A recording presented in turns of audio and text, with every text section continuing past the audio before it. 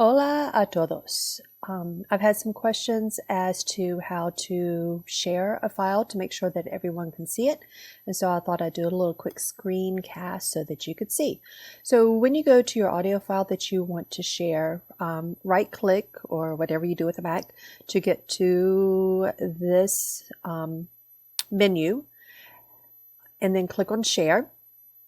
And then when you get to share, it says anyone with a link can view and copy the link, but go to advanced and make sure that it is set to anyone with the link can view.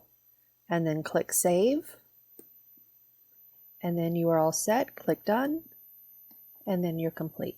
So here's one that I don't think I have already shared with everybody so that you can see what it would look like. Click on share. Advanced. See here, this one says it's private to me, only I can access it. So I'm going to change. Anyone with the link can view, no sign in required.